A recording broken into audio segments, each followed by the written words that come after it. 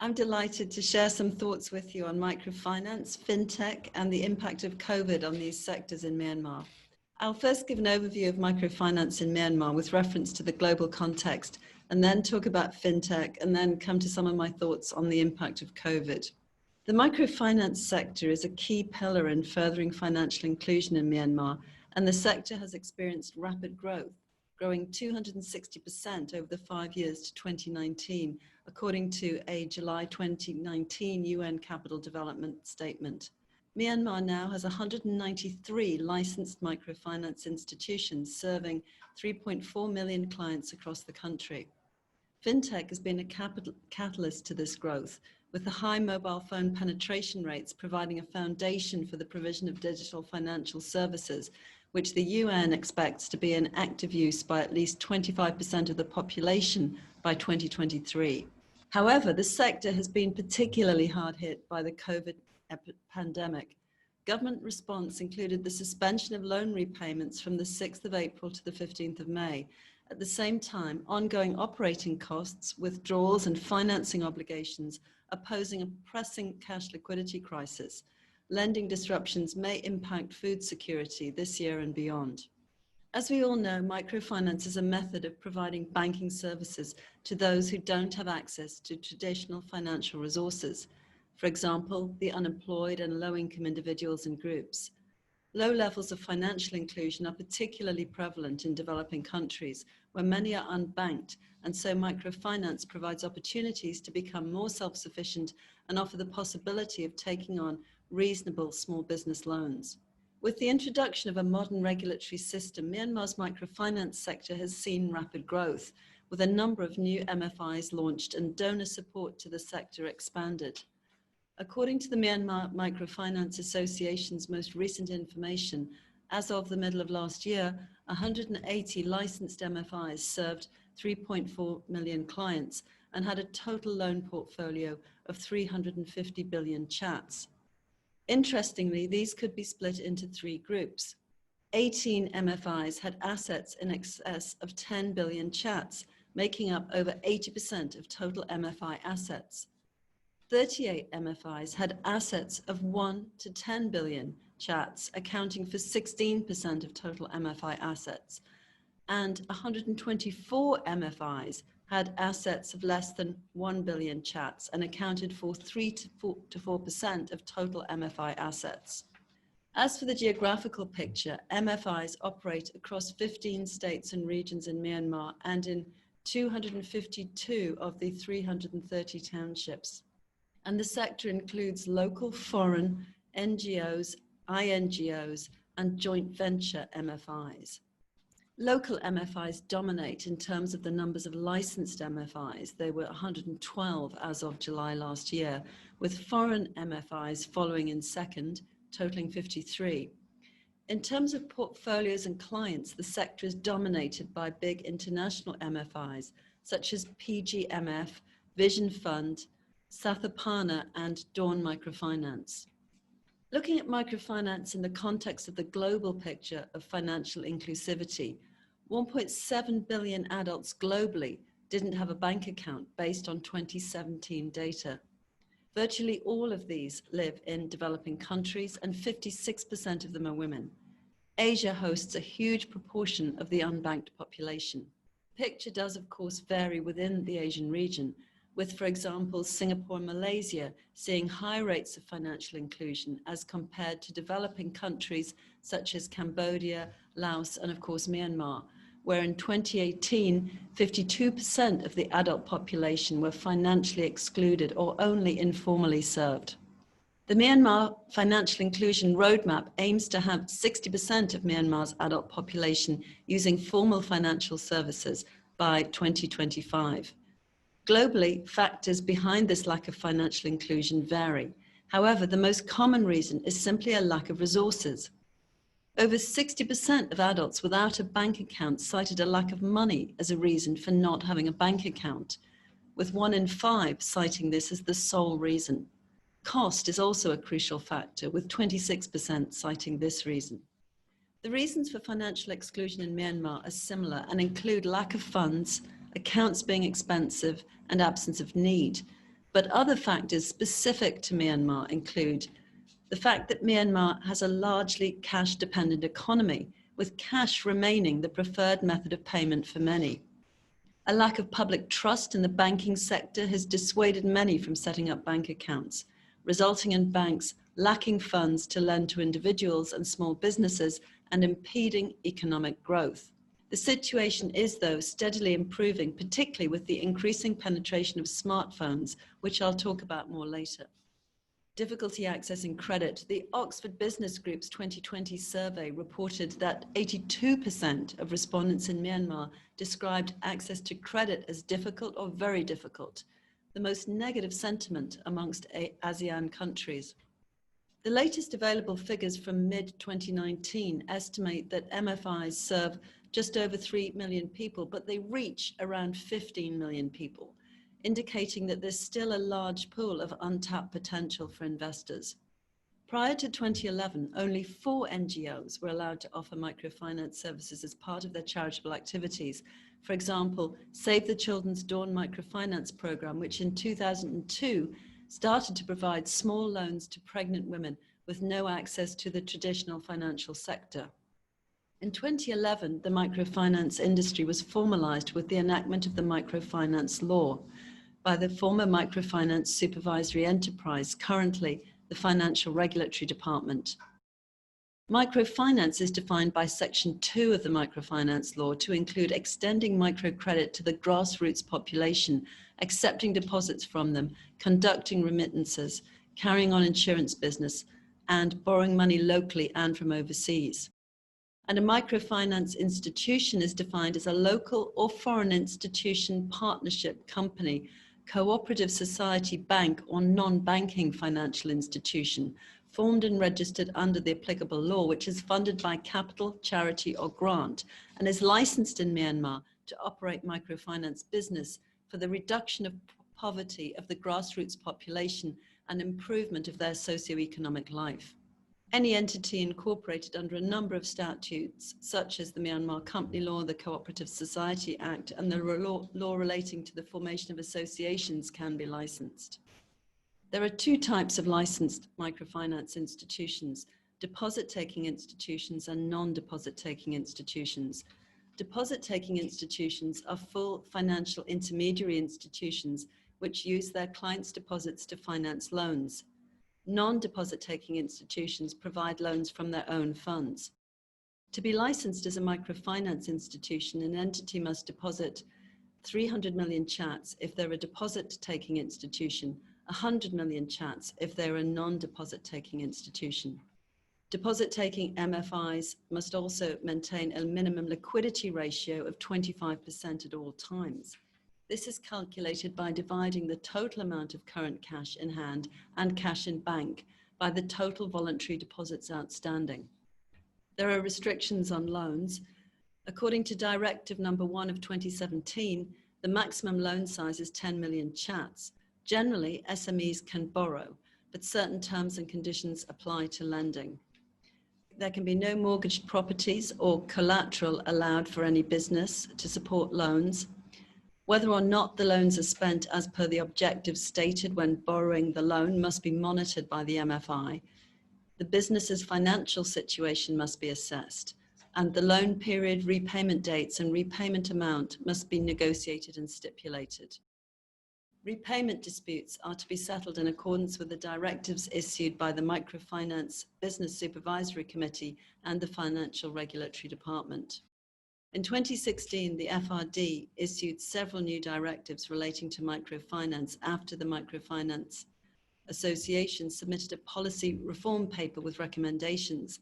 The reform to the law included greater flexibility for MFIs to carry out microfinance activities in rural and urban areas based on their business models.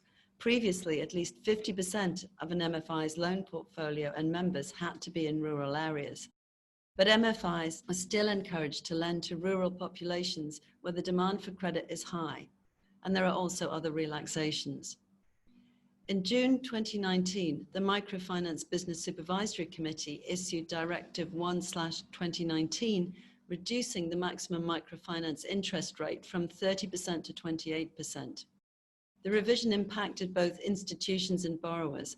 For borrowers, it was good news, but for institutions, it meant quickly drafting new business plans, given that management capital loans and profits were based on the basis of the revised rate. The government, however, allowed until 2019-2020 for institutions to follow the directive. Total fees and charges on MFI loans are subject to a limit of 2% of the total amount of the loan.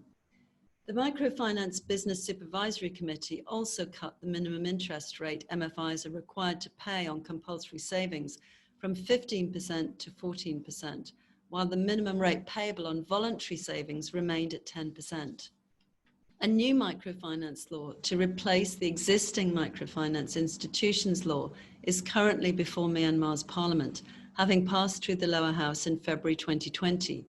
Changes in the new law will include strengthening privacy provisions, requirements to observe client protection principles issued by the MFIs Management Committee, measures to reduce unlawful lending business, financial awareness education for members, an objective of facilitating financial inclusion.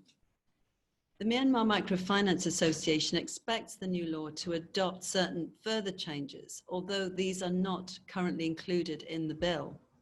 Firstly, microfinance institutions will be allowed to take collateral for loans greater than 3 million chats.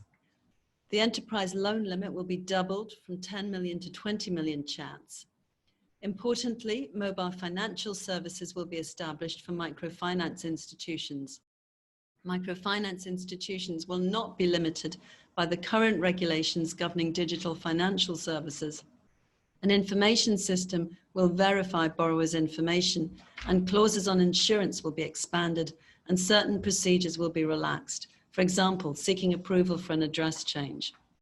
The bill also stipulates maximum fines of 150 million chats for engaging in microfinance activities without a valid license, 50 million for microfinance institutions and their personnel for illegally disclosing information. Imprisonment can also be imposed for such violations under the bill and existing law. Going forward, there remains room for growth and reform in Myanmar's microfinance sector. There are certain key areas for focus. Lack of credit or financial history. It was announced in February this year that Myanmar's Credit Bureau was to commence operations in April. However, the central bank has indicated that this has been postponed due to COVID. So there's no concrete date for it to start operations. And once established, it's likely to take at least a year to collect sufficient and meaningful data to enable banks to make better loan decisions. Currently, a lack of available credit or financial history for borrowers continues to hamper the industry, with many borrowing from multiple microfinance firms to cover loans owed to other providers. A lack of a functioning credit bureau and therefore a lack of data enables these practices to continue. The regulatory environment in Myanmar is steadily improving, but there remains further room for improvement, and it's constraining the market through capital constraints, insufficient products and services being allowed, and interest rate caps, although the latter is arguable. There's a strong need for building capacity, not only at the level of MFIs, but also at the level of the regulator. And there is limited technical and supervisory capacity at both national and regional levels. The focus in these areas is key to further development of microfinance in Myanmar, and it would assist in attracting further investment. The sector and financial services in general have already attracted considerable interest from local and foreign investors. For example, the IFC has invested 23.5 million in 4 MFIs in Myanmar and is keen to invest more this year, with IFC's head of financial institutions advisory services for the Mekong region stating that they're looking to invest in 3 to 4 more MFIs by the end of the year. Moving now to fintech and its interplay with microfinance in Myanmar. As we know, fintech is the combination of technology and financial services, or its applications, and it's used widely. Some examples of how fintech is being used worldwide are mobile payment apps like PayPal and Venmo, crowdfunding platforms like Patreon and GoFundMe, blockchain and cryptocurrency, robo-advising and stock trading apps such as Wealthfront and Betterment, insurance or InsurTech, which is becoming increasingly popular, For example, there's a large Swedish-based leading insurtech player which has around 26 million customers across 14 countries. Fintech isn't, however, limited to developed countries. While the human aspect of financial services remains particularly important in developing countries and is often necessary owing to weak digital infrastructure in some cases, fintech is also being increasingly deployed to reach the unbanked and the underbanked populations in developing countries. There are a number of reasons for this, including the fact that fintech aids in mitigating supply frictions, such as the large geographic distances between borrowers and the nearest bank branch. Rural people may need to borrow from informal sources such as friends and family, wealthy farmers, pawn shops, and moneylenders. Remittance services, in particular, the remittance to Myanmar from overseas workers, is extremely important. The rapid increase in mobile phone penetration rates and the advancement in telecoms over the past 5 years have created a fairly optimum environment for fintech services in Myanmar. Mobile phone usage in Myanmar has grown exponentially over the last few years, thanks to the liberalization of the market in 2013 to 2014, and the state-owned MPT then going into partnership with Telenor and Ooredoo. This led to a fall in prices and put mobile internet access and voice communications within reach of the people of Myanmar. As of 2018, the smartphone penetration rate had risen to around 80%, which is higher than in some developed countries. Active mobile phone usage has primed the foundation for digital financial services, enabling Myanmar to perhaps leapfrog to some extent bricks and mortar microfinance and achieve large-scale inclusion with the aid of smartphones. Under Myanmar's regulation on mobile financial services 2016, a company set up solely for the purposes of carrying out mobile financial services can apply to the central bank for a registration certificate to provide mobile financial services. There are currently 5 licensed mobile financial services providers: Digital Money Myanmar, known as Wave Money; Ooredoo; Internet Wallet, known as OK Dollars; Mytel, known as My Money; and MPT Money. An applicant must have a minimum capital of 3 billion chats and must submit certain prescribed documents and information to apply for a registration certificate to the central bank. A mobile financial services provider is allowed to offer certain services. These include the opening and maintaining of mobile financial services accounts, cash-in, cash-out transactions to and from these MFS accounts, money transfers between MFS accounts, domestic payments between individuals, and domestic payments between government and individuals, and between businesses and individuals, as well as payments between businesses, and any other transactions that the central bank may authorize from time to time. What are the transaction limits and know your customer and customer DD requirements? Well, you can see from the table here that KYC and CDD requirements are related to the number of transactions over a given time, the volumes, and that determines the level of customer DD which is required. Turning now to MFIs, providing mobile payment systems, they have to comply with a number of terms and conditions. To introduce a mobile payment system, an MFI has to first apply to the central bank and the Ministry of Communications and Information Technology. MFIs have to follow Directive 4/2013 relating to mobile banking issued by the central bank. The microfinance law, including its procedures and directives, has to be followed. MFIs have to have a plan for dealing with clients' inquiries relating to the mobile payment system. Directives related to mobile payment systems issued from time to time by the Microfinance Supervisory Committee, Private Microcredit and Savings Development Supportive Committee, and the Financial Regulatory Department have to be followed, and information on mobile payment systems can be requested and monitored. People in Myanmar now have a variety of options for conducting financial activities, and the country is increasingly moving to being a less cash-dependent society. Digital financial services in use in Myanmar include Wave Money, which is a joint venture between Telenor, FMI, and Yomar, which provides financial services through an app and over 457,000 Wave shops or agents nationwide. In 2019, the company handled $4.3 billion in transfer volume, equal to about 6% of Myanmar's GDP and 3 times its transfer volume in 2018. A key growth driver for Wave Money was its new mobile wallet app, Onepay, which includes the option to send money and pay merchants by QR code. According to Wave Money, the most common use for the QR feature is the payment of taxi fares. It's also worth noting that Ant Financial Services Group, a fintech affiliate of China's Alibaba, which runs Alipay, announced plans in May 2020 to invest $73.5 million in Wave Money by taking a minority stake. This will be Ant's 10th mobile wallet partnership outside China and will allow WavePay to tap into the experience of Alipay to promote financial inclusion and better serve the unbanked, underbanked, and SMEs in Myanmar.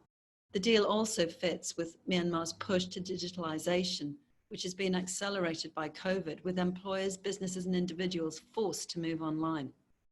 The deal may therefore boost Wave Money's capabilities to support these trends while also consolidating their market position. Ongo, which operates in 73 cities, provides digital payment services to over 140 corporate clients, 26,000 merchants, and 850,000 consumers. Ongo has formed a partnership with microfinance lender Advans to facilitate loan repayment via mobile app. Advans MFI offers virtual banking to clients in rural areas as well as small group lending products and individual loans in urban areas.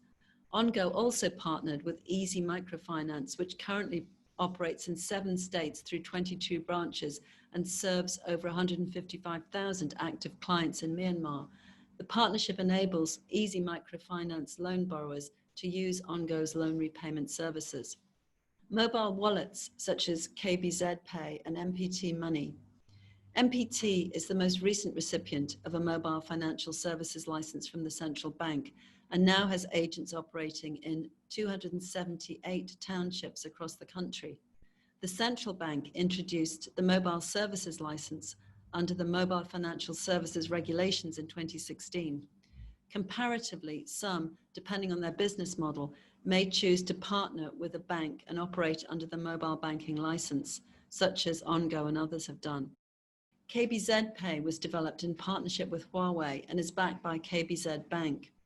The app launched in late 2018 and it gained more than 4.5 million customers by 2020 and allows people to store, transfer and spend money directly from their smartphones.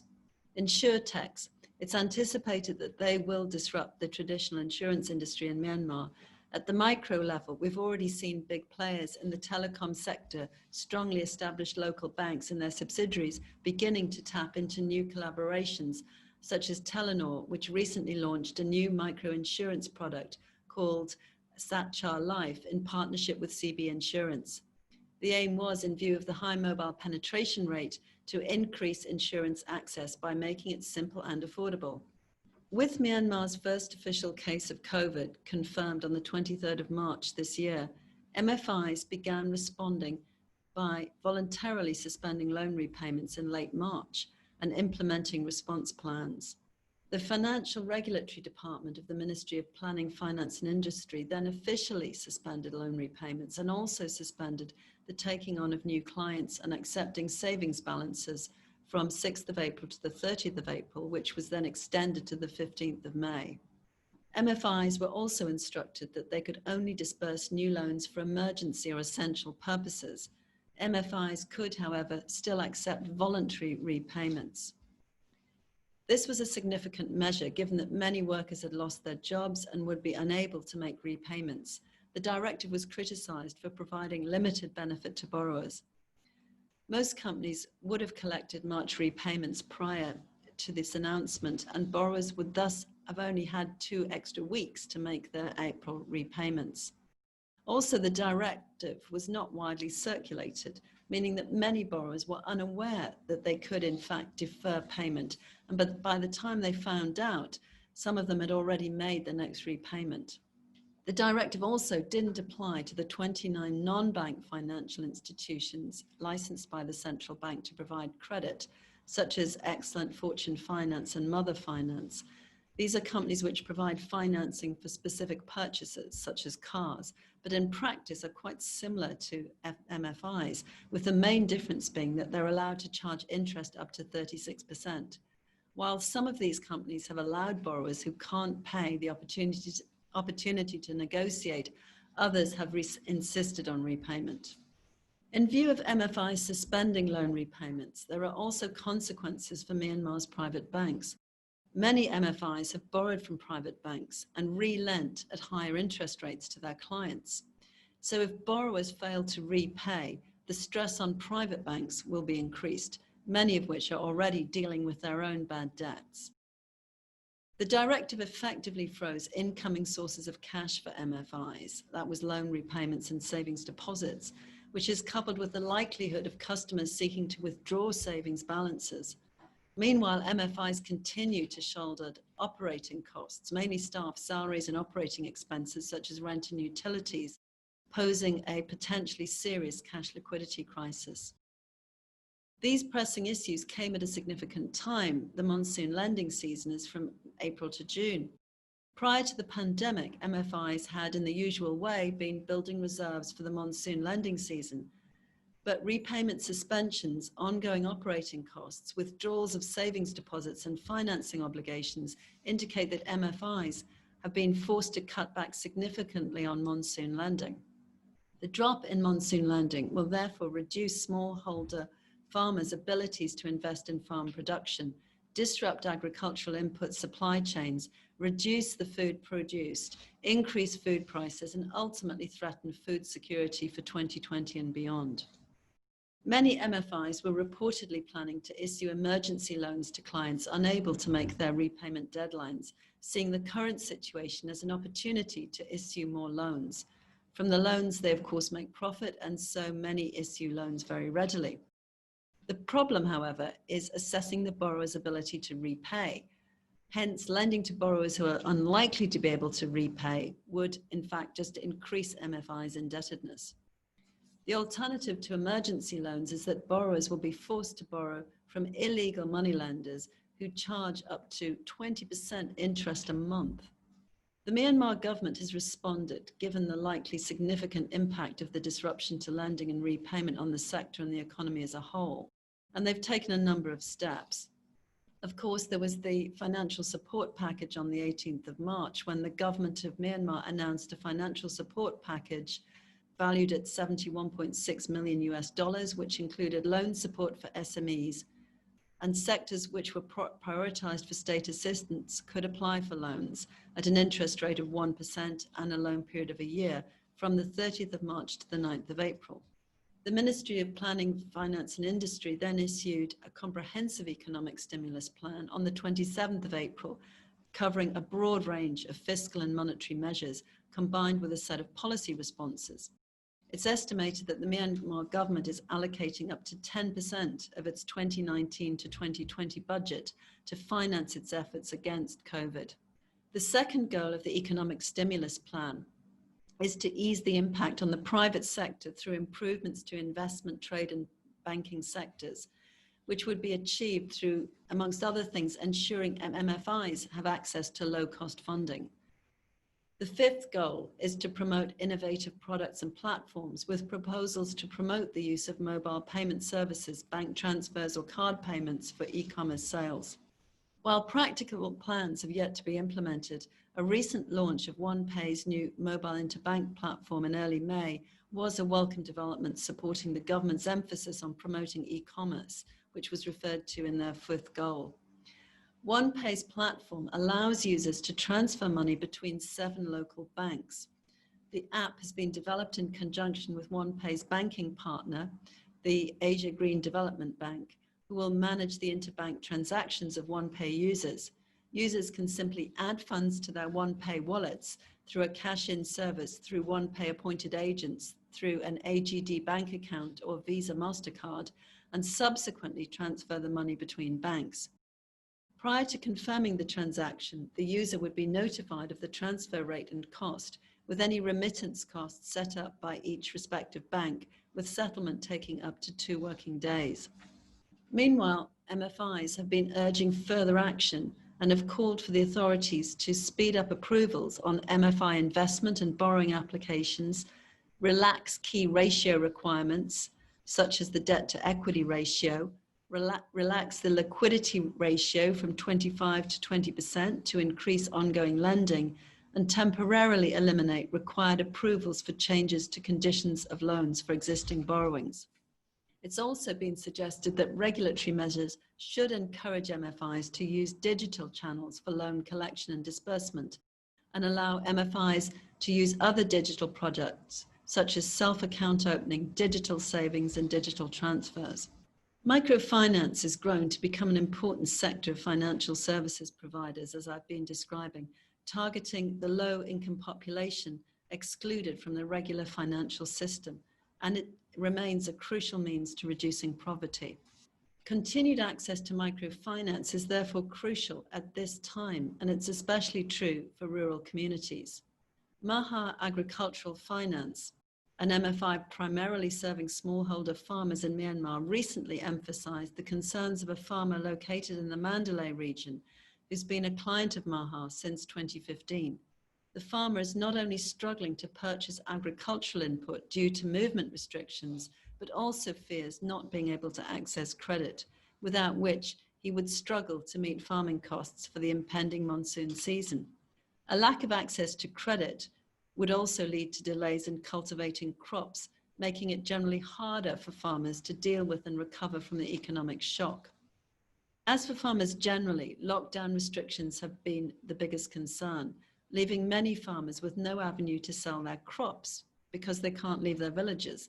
And at the same time, brokers haven't been able to enter the villages to buy the crops.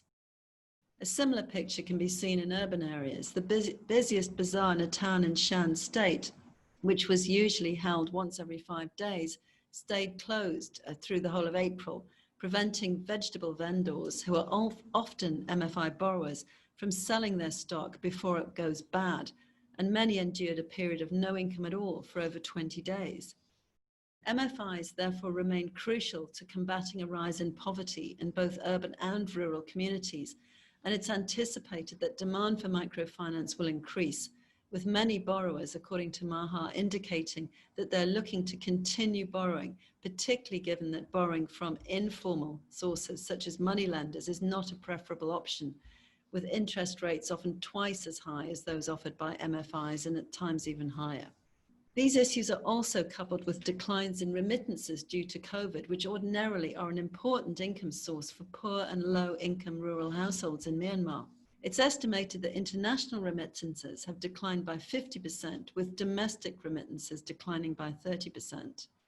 Remittances are one of the most important income sources for poor and low-income households, and declining volumes will see an estimated 200,000 households fall below the poverty line. Financial support will therefore be essential. However, accessing microfinance is and will continue to be a challenge in the current climate. This is owing to the fact that microfinance is generally a high contact industry, with loans often being initiated and collected in person. A push to digital initiatives that support social distancing while remaining connected with clients is therefore very useful. And Myanmar provides a uniquely accommodating environment for this, thanks to the widespread use of smartphones and mobile apps. Another development I should mention is the Draft Credit Guarantee Corporation Law, which is being prepared by the Financial Regulatory Department under the Ministry of Planning, Finance and Industry. The law was first drafted in 2018 and once completed will be submitted to the Myanmar Parliament. The draft law aims to support the provision of financing for micro, small and medium enterprises, MSMEs, by establishing a credit guarantee corporation to guarantee credit provided to these enterprises. It will also allow participating financial institutions to spread the credit risk and provide loans without collateral. In return for providing guarantees for borrowers, loans to lenders, borrowers will pay a specified premium rate to the Credit Guarantee Corporation. This will be of benefit to some MSMEs. However, the additional cost of the guarantee will raise the total cost of credit and may therefore only be viable for those with higher growth expectations. Taking a quick look now at the picture in India and Pakistan as a comparison, we can see that microfinance has been also heavily impacted by COVID. In Pakistan, a survey of 200 microfinance loan officers found that the average repayment rate was 98% in February 2020, 81% in March 2020, following the lockdown in the third week of March, and it anticipated a further drop to 34% in April 2020. In the same report, 70% of regular borrowers surveyed stated that they were not able to make the scheduled monthly loan repayment due the following month.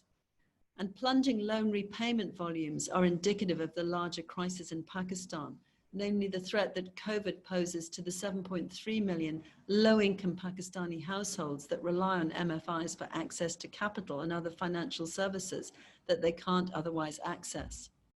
From the perspective of MFIs, they've reportedly seen a 90% decline in weekly microenterprise sales on average, which is seriously threatening their survival. And this impact is compounded by the fact that around 80% of Pakistan's urban workforce is employed by MSMEs that either rely on informal credit or credit through MFIs. At the same time, there's been a lack of support from the government for the microfinance sector other than regulatory relaxation. Given the sector employs millions of people, this lack of support is of concern.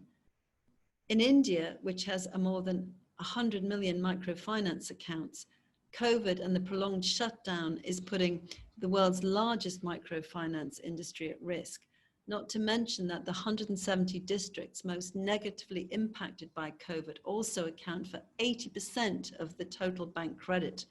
And it follows that these districts also represent a higher proportion of microfinance loans. While the Reserve Bank of India announced that MFIs and banks can offer a moratorium of 3 months, enabling borrowers to postpone their repayment installments, MFIs themselves remain liable to repay their maturing debt obligations to wholesale funders, which is of course of serious concern. While the inflows of cash from repayments cease, the outflows in terms of liabilities will have to be kept up, potentially causing a liquidity crunch. When the moratorium ends, borrowers will then be looking to access additional credit to start business activities again. However, MFIs, given their ongoing liabilities, may not be in a position to provide this crucial credit.